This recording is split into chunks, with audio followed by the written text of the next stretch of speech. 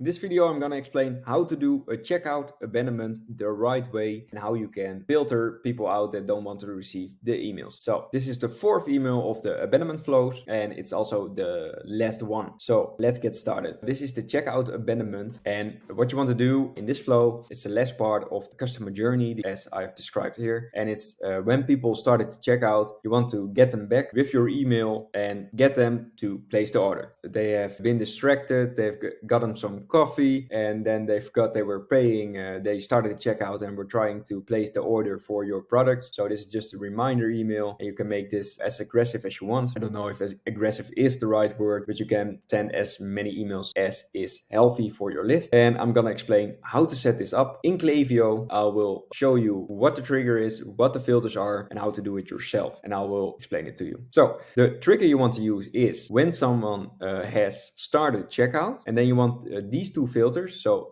what someone has done, placed order 0 times since starting this flow and has not been in this flow in the last whatever days. So let's say 5. What you're doing with this is people don't receive multiple emails if they started checkout multiple times in the last 5 days. So that's why you set up this filter, and you don't want people who have already placed an order to get the checkout abandonment. All right, so we're in Klaviyo and we're gonna create a flow from scratch. You can use pre-designed ones as well, whatever you prefer. But let's say we're creating one from scratch now. So it's a checkout abandonment, create flow. Then what you want to do is set up the trigger. And we just talked about it. It's a metric and it's started checkout. So this flow will now trigger. People will get into this flow when they started the checkout. And then you want to set up some flow filters to leave out people who have already placed an order or people who have already received these emails in the last 5 days. So first let's save it and then let's start the flow filters. So the flow filters we just talked about is what someone has done or not done. Then we don't want the people to get in this email if they have already placed an order. So we will say person has placed order 0 times since starting this flow. And we don't want people who have been in this flow in the last 5 days, we just said. And that's all. So this is the way you set up a checkout abandonment. If you have the site, browse, and the cart abandonment set up is in the videos I've showed you before in the last videos. So if you do this, you have a good checkout abandonment, and this way you can just add a time delay for, let's say we want to be 4 hours, then we want to send an email, then we want to wait another, let's say 20 hours, so it's a full day, and then we want conditional split. Because what you can do, I've already showed you in the last video in the cart abandonment flow, but I will just repeat it, and it's high value, low value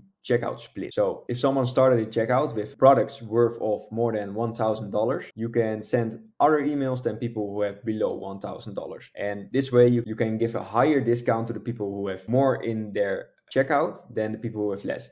So let's say someone has $10 checkout, you can give them 5% off because that will be 50 cents. And if someone has $1,000 worth of checkout products, you can give them, let's say, $15 off. So you can give them a voucher of $15 which expires in 24 hours to get them to place the order as fast as possible. So to place the order now. This is a really good way to split on value, because this way you can give different kind of discounts, and you can give more discounts, or let's say more, for the people who have more in their cart. So you give a 5% discount to the people who have, let's say, $10, and you can give $15 worth of a voucher for the people who have $1,000, which is 1.5% if I'm right. So this is less, but it sounds more. And this is a trick you can use for your own checkout abandonment, and I will just explain how to do it. So what you want to do is what someone has done.